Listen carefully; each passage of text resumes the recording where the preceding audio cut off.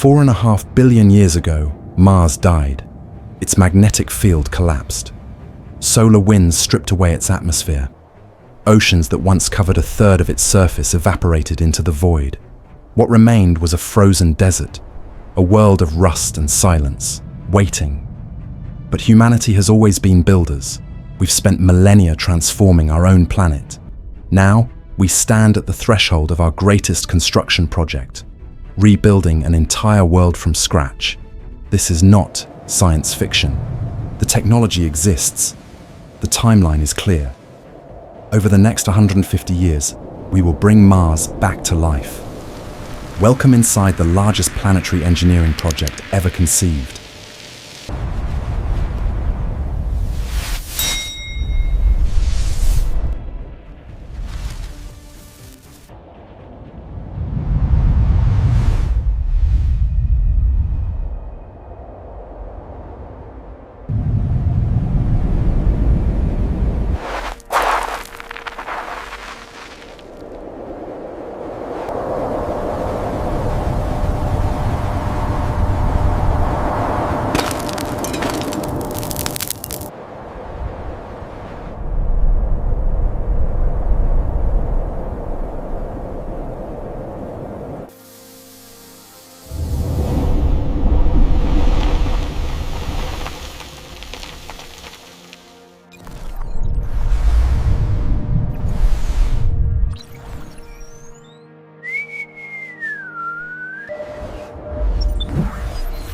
This cross-section visualization reveals extensive ice layers. The first crews arrive not to live, but to prepare. Every ton of equipment, every solar panel, every drilling rig. For 2 years, robots work alone, extracting water from beneath the frozen soil, splitting it into oxygen to breathe and hydrogen for fuel. By the time humans set foot on Mars, a small city is already waiting, powered, pressurized, and producing the essentials of survival.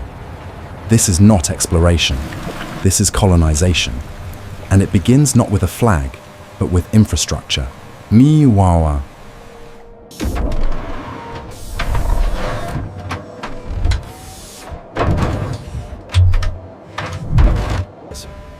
The Sabatier process efficiently converts atmospheric CO2 into liquid methane.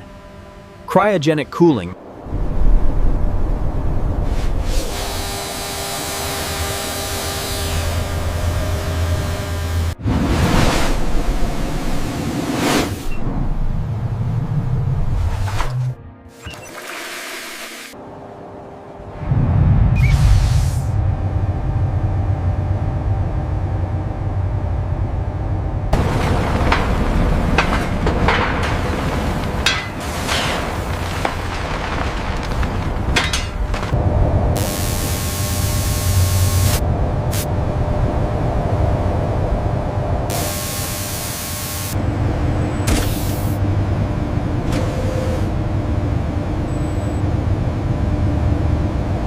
The atmosphere of Mars is 100 times thinner than Earth's. The pressure is so low that your blood would boil. The temperature averages -60 Celsius. Carbon dioxide makes up 95% of what little air exists. This is the challenge. How do you make an entire planet breathable? The answer lies in the ice caps. Locked within them is 5 million cubic kilometers of frozen water, enough to cover Mars in an ocean 35 meters deep. Our first task is simple. Wake the sleeping water. Power grid synchronized. Switching to internal. life support nominal, CO2 scruffing active. I still can't believe we made it.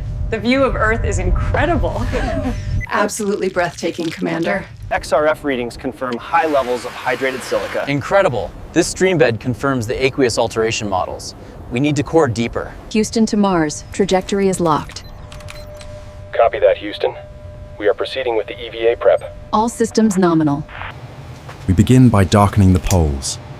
Drones spread carbon black particles across the ice, reducing its reflectivity. The ice absorbs more sunlight. Temperatures rise. Sublimation accelerates. Water vapor floods into the atmosphere, molecule by molecule. Simultaneously, factories synthesize super greenhouse gases, fluorocarbons with 10,000 times the warming power of CO2. Released into the thin Martian air, they trap infrared radiation, amplifying the warming. In orbit, massive mirrors focus additional sunlight onto the poles. It's a feedback loop. Warmth releases water, water traps heat, heat releases more water. After a decade, the atmospheric pressure has increased by 25%. The transformation has begun. Seeing increased sublimation rates at the pole already. The temperature is stabilizing at -57. The feedback loop is engaged. This changes everything. The sublimation rate is climbing exponentially. Covering 5 hectares, this settlement now supports a diverse crew of 50, a testament to off-world colonization. Inhabitants. This facility produces 10 tons of nitrogen gas monthly, stored in these cryogenic tanks at -190.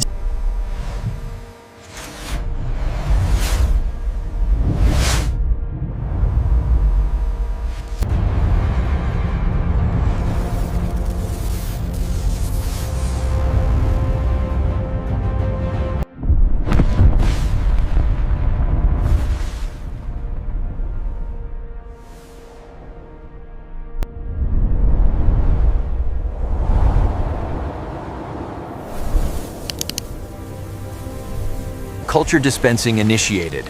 We are releasing the modified cyanobacteria directly onto the subsurface ice.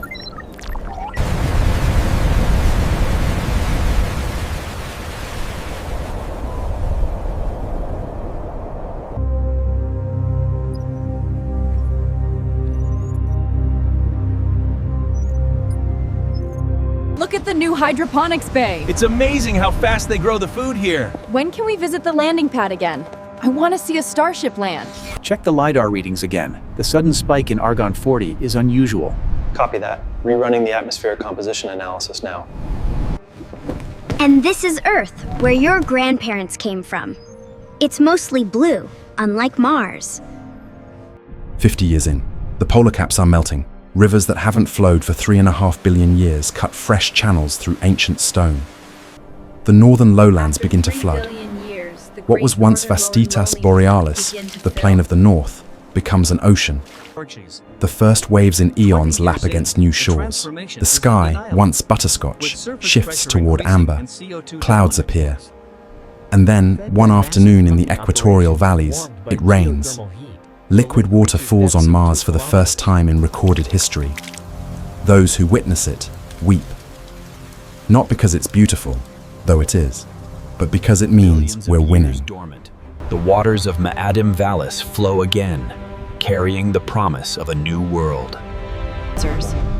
Biologists release the first extremophiles, creating phytoplankton blooms. This critical step establishes the... Welcome to the new Valles Marineris, a 4,000-kilometer-long inland sea system transforming the face of Mars.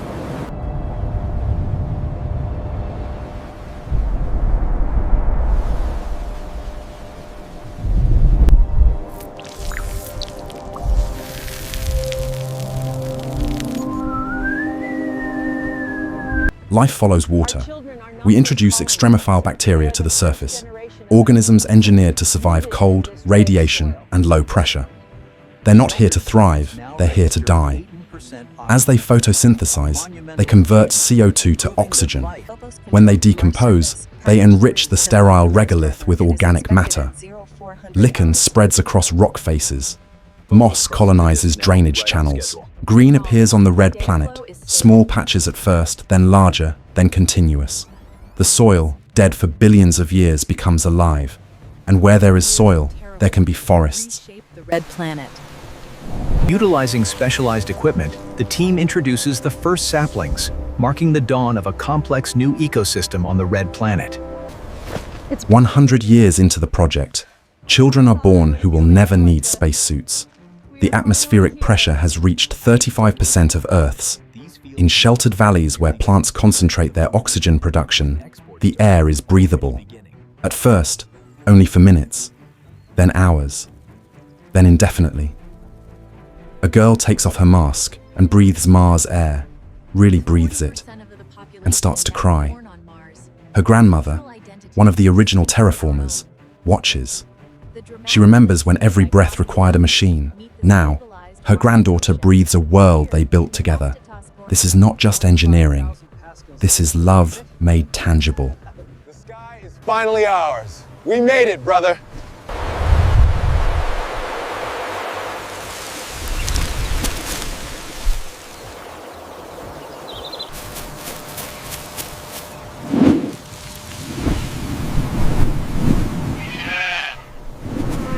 The ocean stabilizes at 200 meters deep, covering 25% of the northern hemisphere. Coral analogues establish on rocky shallows. Fish populations explode.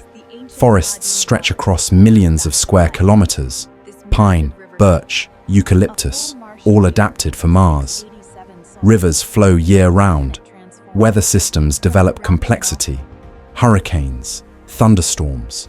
The first lightning ever witnessed on Mars cracks across an angry sky. Wolves hunt engineered deer through Martian woods. Eagles soar on wings built for thin air. Mars is no longer a project. It's an ecosystem. So it's 20 years in the making. With robust trade and a distinct cultural identity. The release of these engineered wolves marks a critical step in restoring the ecosystem. Adapted for harsh conditions. 35,000 pascals. I can't believe we actually did it. And the air feels incredible. We are finally home.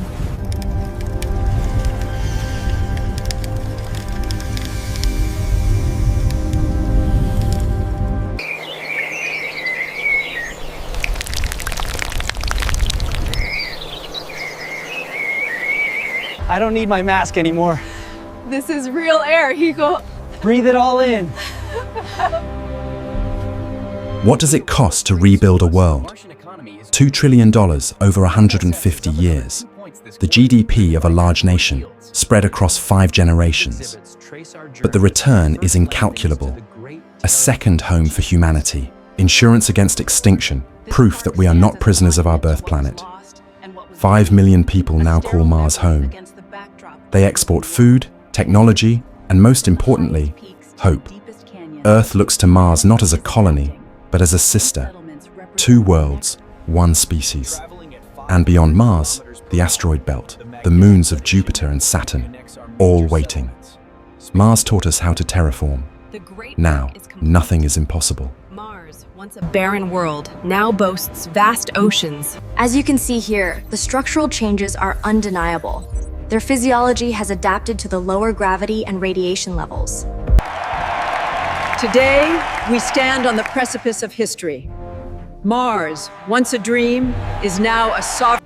There are debates. Ethicists argue we had no right to transform Mars, that we destroyed something ancient and irreplaceable. They're not wrong. We changed Mars forever. The sterile beauty of the original red planet exists now only in protected reserves and old photographs. We made a choice. Habitability over preservation. Human expansion over pristine nature. Was it the right choice? Ask the 5-year-old breathing Martian air, who will live her entire life on a world her great-grandparents transformed. Ask the astronomers on Deimos, studying the universe from a base that wouldn't exist without terraforming. There are no easy answers, only consequences we must live with, on 2 worlds now, instead of 1. Our monitoring shows the ecosystem resilience is strong. The fungal symbiosis is key. The mitochondrial divergence is significant, James. It supports the hypothesis of true speciation. But the founder effect... Our patented subsurface access technology, refined over decades, will ensure sustainable The synthesis is beautiful today, isn't it?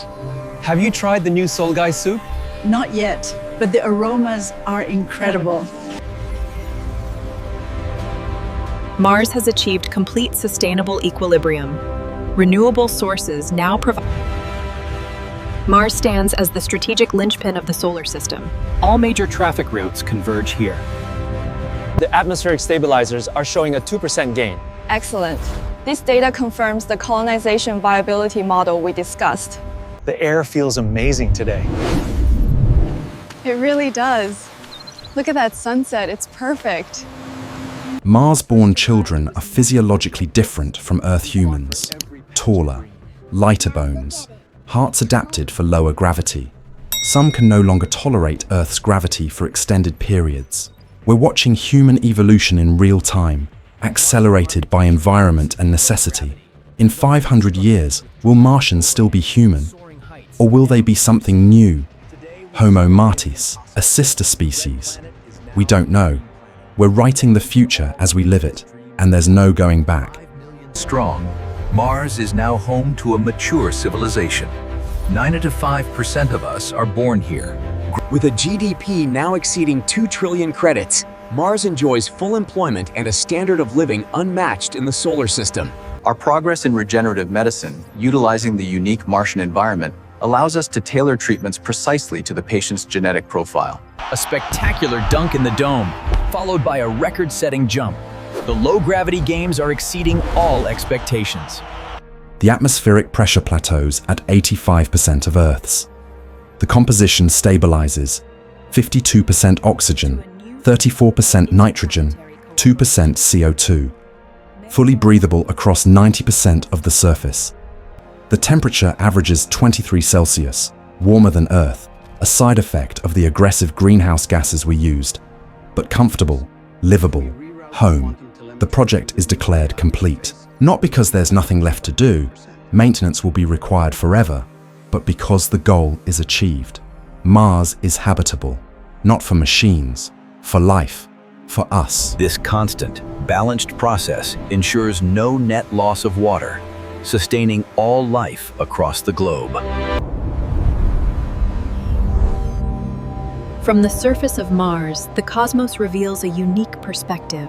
Mars must have equal voting rights on this council. Sunsets on Mars are different. The sky glows orange-red even after terraforming, a reminder of the iron dust that makes Mars Mars. 2 moons race across the sky, Phobos, hurtling overhead every 4 hours, and distant Deimos, barely moving. Earth hangs in the evening sky as a brilliant blue star. The air smells of rain and growing things. Waves crash on distant shores. Children play in grass that shouldn't exist, and if you close your eyes, you could almost believe you're on Earth. Almost. But when you open them, you remember, this is Mars. We built this. From rust and ice and human determination, we built a living world. The first terraformers are old now, some have passed, but they lived long enough to see forests where they planted seeds, to see oceans where they melted ice, to see children breathing air they made breathable. One evening, an elderly engineer stands on a beach that didn't exist when she was born. Waves lap at her feet. Her great-grandson splashes in the shallows. She remembers the dead red planet she first landed on 70 years ago. She remembers thinking, we'll never make this work. And yet, here she stands, on a living Mars. She thinks about humanity, how we're capable of such destruction, but also such creation. How we almost killed our birth world, but then built a second one from scratch. She doesn't know if that makes us redeemed or just persistent, but she knows this. We did it. Against physics, against time, against all reasonable odds. We transformed an entire planet. And if we can do that, we can do anything. Before we witness the final moment of this 150-year journey, if you've made it this far through this 20-minute exploration of humanity's greatest construction project, you're part of something special. Hit that subscribe button to explore more cosmic transformations and the future of our species across the solar system. Leave a like if this timeline of planetary engineering left you in awe. And drop a comment below. Would you move to Mars if you could, knowing you might never return to Earth? Now, let's witness the sunset on our second home. We are a way for the cosmos to know itself, Carl Sagan once said. But now, we're something more. We're a way for dead worlds to live again. Mars was our practice run, our proof of concept. The technology we developed here now spreads across the solar system. Venus, Europa, Titan. Worlds that seemed forever hostile are becoming homes. In 1,000 years, humanity might inhabit 50 worlds. In 10,000 years, perhaps other star systems, We're no longer confined to the planet that birthed us. We're not just Earthlings anymore. We're system dwellers, world builders, architects of the possible. And Mars, beautiful, impossible Mars, taught us how. When you look up at the night sky and see that red point of light, remember, it's not red anymore. It's blue and green and alive. A second Earth, 225 million kilometers from home. We didn't just visit another planet. We built one. From emptiness, we made abundance. From death, we made life. That's not just engineering. That's not just science. That's what humans do. We dream the impossible, and then we make it real.